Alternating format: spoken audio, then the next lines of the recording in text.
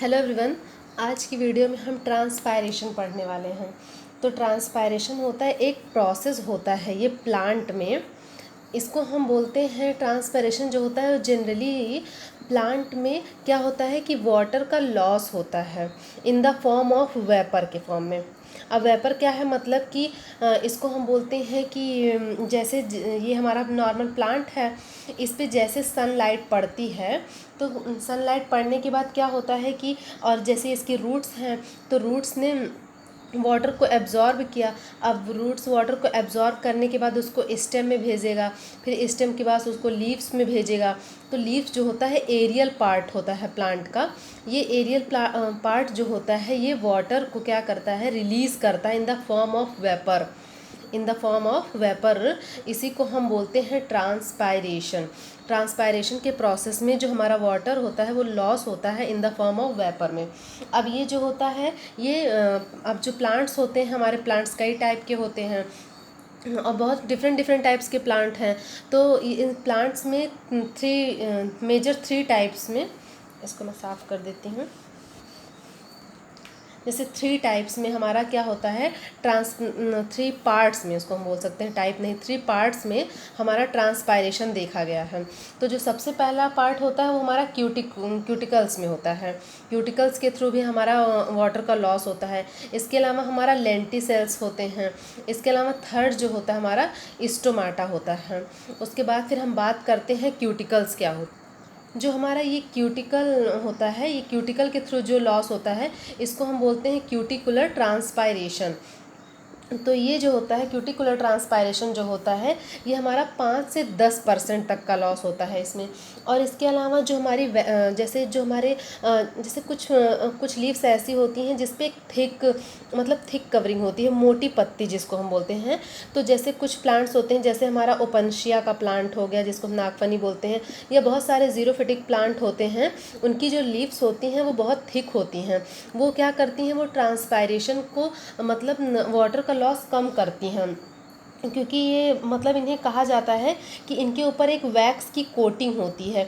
ये वैक्स की कोटिंग जो होती है, जैसे ये थिक लेयर बन जाती है यहाँ पे, ये क्या करती है कि ये वाटर को रिपेल होने से बचा लेती है। कि गैस को डिफ्यूज़ करेगी, गैस का डिफ्यूज़न होगा लेकिन वाटर को जाने से बचा लेगी। तो इस तरीके से एक एडाप्टेशन है ये। तो इस तरीके से कि जो प्लांट होते हैं वो क्यूटिकल्स के थ्रू 5 से 10% ही वाटर लॉस कर पाते हैं, ज़्यादा नहीं कर पाते हैं। इसके अलावा जो हमारा सेकंड आता है वो हमारा आता है लेंटिकल्स। तो ये जो लेंटिसेल्स होते हैं हमारा, लेंटिकुलर, इनको हम लेंटिकुलर सेल्स भी बोलते हैं। और लेंटिकुलर सेल्स होते हैं जैसे हम लोग के, जैसे जो प्लांट का वुडी ट्रंक होता है उसमें ऐसे कुछ लेंथ शेप के ऐसे स्ट्रक्चर देखे जाते हैं। इन्हीं से जो हमारा वाटर का लॉस होता है इसे हम लेंटिसेल्स या लेंटिकुलर ट्रांसपायरेशन बोलते हैं। ऐसे बोल सकते हैं, loss of water in the form of water vapour from lenticels. और जो ये बहुत कम 1 से 5% तक का ही इसमें हमारा वाटर का लॉस होता है। ये क्या होता है कि इसमें नाइट के टाइम में, ये जो हमारे लेंटिसेल्स होते हैं ये नाइट टाइम में भी ओपन रहते हैं, क्योंकि गैस का एक्सचेंज होता रहता है इसके थ्रू। और ये कि कभी क्लोज नहीं होते हैं। और इसमें क्लोरोफिल कंटेंट भी नहीं होता कि फोटोसिंथेसिस हो जाए। तो यहाँ से भी हमारा लेंटिसेल से भी हमारा वाटर का लॉस होता रहता है। उसके बाद लास्ट जो हमारा आता है वो हमारा स्टोमाटा आता है। तो जो वाटर का सबसे ज़्यादा लॉस होता है, हम बोल सकते हैं कि 90% जो लॉस होता है वो हमारा स्टोमाटा के थ्रू ही होता है। स्टोमाटा में बहुत सारे पोर्स होते हैं और इसके अलावा इसको लीफ जो होती है अलाउ करती है गैस एक्सचेंजेस के लिए। तो हमारे दो प्लांट होते हैं, जैसे जनरली हम पढ़ते हैं मोनोकॉट प्लांट, इसके अलावा dicot plant.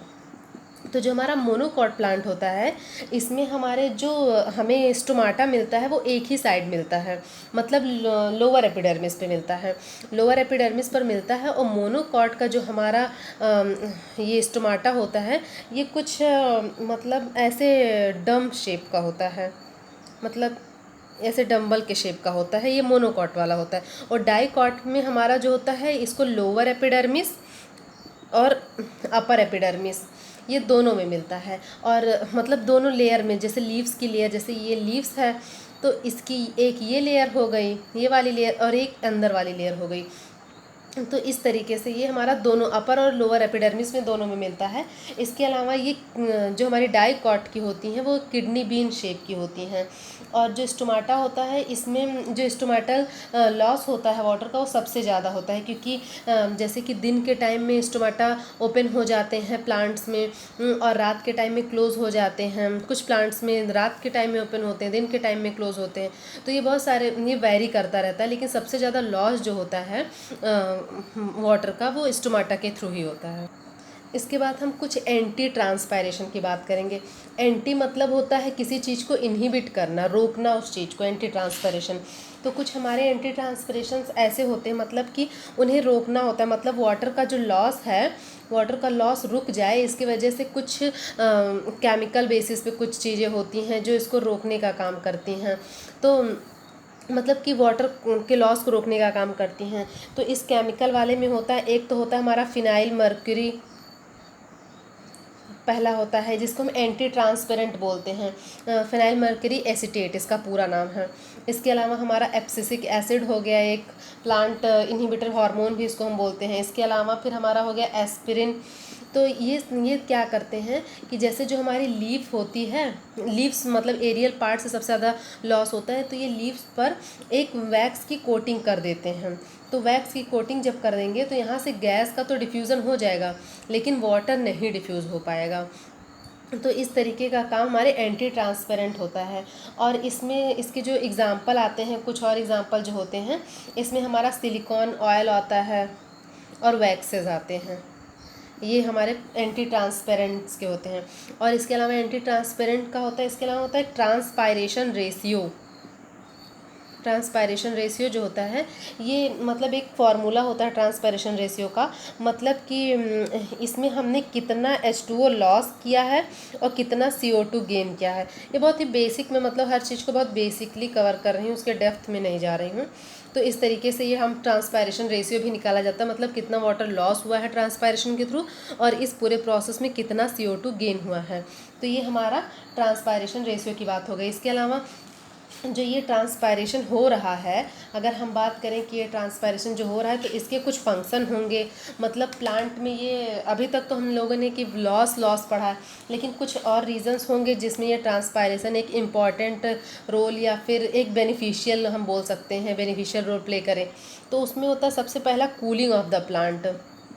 Cooling of the plant मतलब कि क्या होता है कि जब लॉस ऑफ वाटर होता है in the form of vapour के फॉर्म में, तो plant cools down the plant when the weather is very hot. जब बहुत हॉट कंडीशन रहती है तो ये प्लांट को कूल करने में हेल्प करता है। इसके अलावा हमारा ट्रांसपायरेशन पुल में भी ये हेल्प करता है,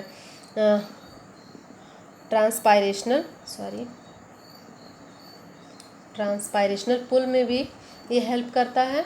और इसके अलावा ये प्लांट के स्ट्रक्चर को भी मेंटेन करने में हेल्प करता है। तो ये कुछ प्लांट स्ट्रक्चर को उसकी मतलब कि टर्जिडिटी प्लांट में हेल्प करेगा, उसको मेंटेन करेगा। और ट्रांसपायरेशन पुल में loss water through transpiration from the leaves, water and mineral salts from the stem and roots moves और इट्स पुल्ड डाउन, मतलब उसको नीचे की तरफ खींचना, पुल्स अप डाउन या अपवर्ड्स, इस तरीके में भी ये हेल्प करता है। किसी भी जैसे कि क्या होगा कि जब प्लांट है तो यहाँ पे बहुत सारे और सॉल्ट भी रहेंगे, इसको भी लेके जाएगा, और सॉल्ट को मतलब अगर प्लांट को ज़रूरत है तो वहाँ पे देगा और वाटर का लॉस हो जाएगा। तो इस तरीके भी चीज़ें में भी ये हेल्प कर देता है। ट्रांसपिरेशनल पुल में भी हेल्प करता है, प्लांट के स्ट्रक्चर को भी मेंटेन करने में हेल्प करता है। तो इस तरीके से पूरा हमारा ट्रांसपिरेशन का है। इसके अलावा कुछ फैक्टर्स होते हैं जो कि मतलब कि अब जैसे हम लोगों ने ट्रांसपिरेशन पढ़ लिया, क्या है ट्रांसपिरेशन के टाइप पढ़ लिया, कौन से सेल्स में हो रहा है उसके बारे में पढ़ लिया, फिर कुछ एंटी ट्रांसपेरेंट्स के बारे में पढ़ लिया। तो कुछ फैक्टर्स होते हैं, ये कौन कौन से फैक्टर्स होते हैं, कुछ फैक्टर्स होते हैं जो कि अफेक्ट करते हैं ट्रांसपायरेशन को। इसमें लाइट है, सबसे पहला लाइट जो होता है मतलब कि हायर रेट ऑफ ट्रांसपिरेशन बढ़ा देगा। या stomata generally open in the light and solar energy increases evaporation, तो इस तरीके से ये लाइट के थ्रू अफेक्ट हो जाएगा। इसके अलावा ड्राई इन्वायरमेंट, अगर बहुत ही ज़्यादा ड्राई इन्वायरमेंट है तो उसमें भी ट्रांसपिरेशन जो होगा हमारा वो अफेक्ट हो जाएगा। इसके अलावा ब्रीजी कंडीशन होती है। ब्रीजी कंडीशन मतलब होता है कि तेज़ हवा, मतलब बहुत ज़्यादा हवा इतना ज़्यादा है इन्वायरमेंट में कि ब्रीजी कंडीशन हो गया, तो वो भी ब्रीजी कंडीशन में भी हमारा ट्रांसपायरेशन अफेक्ट हो जाता है। इसके अलावा टेम्परेचर भी इस पर अफेक्ट डालता है। तो जैसे कि हाई टेम्परेचर होगा तो प्रमोट करेगा हाई ट्रांसपायरेशन, और वाटर जल्दी से जल्दी रैपिडली और लॉस हो जाएगा। तो ये सारे फैक्टर्स हैं जो कि ट्रांसपायरेशन को मतलब अफेक्ट करते हैं। तो thanks for watching, like share and subscribe my video.